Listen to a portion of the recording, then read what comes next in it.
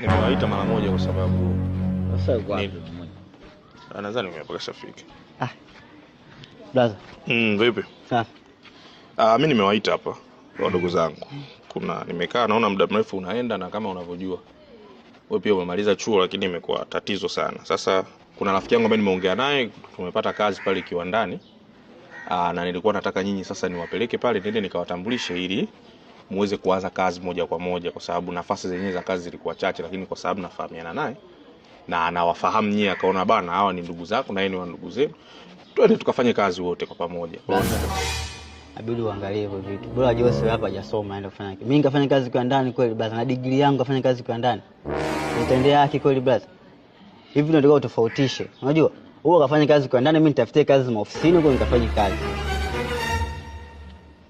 Kwa hiyo kiwandani huwezi kufanya kazi. Kiwandani watu ambao hawajasoma form 4 darasa 7 na wanafanya huko kazi. Tunachukua tena mimi nikafanya kazi. Basi sawa, hamna. Okay, hamna shida. Ngoja nitaendelea kutafutia wewe kazi za maofisini. Hapo sawa. Wewe una leseni? Si ndio? Leseni nayo. Sasa kwa mujibu alivyosema na Litete alivyoniambia, amesema kwamba ukienda na leseni, sawa, mshahara kwa kuanzia sio mbaya, wanatoa laki 6. Hiyo ni take home, lakini ile ni basic ni laki 8 kwa sababu kuna makato ya vitu vingine.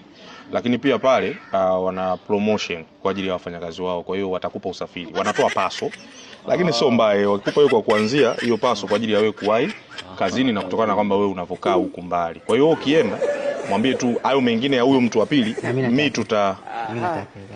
Unataka nini? Hiyo kazi mimi niweke. Wewe kazi za ndani siwezi kufanya. Nafanya. Unafanyaje? Wewe ungetulia kwanza nikute na kutafutia kazi za ofisini. Subiri nimalize kwanza na huyu wa kazi za viwandani, alafu wewe nitamaliza na wewe. Sawa? Kwa hiyo sasa wewe utakachofanya, nenda tu. Hebu kidogo basi, samahani, hebu kelele kidogo, hebu tulia kidogo. Kwa hiyo ukienda pale na namna ambayo watakuelekeza. Mimi naenda bwana. Wasomi na ongeaji sana bwana. Wewe msomi gani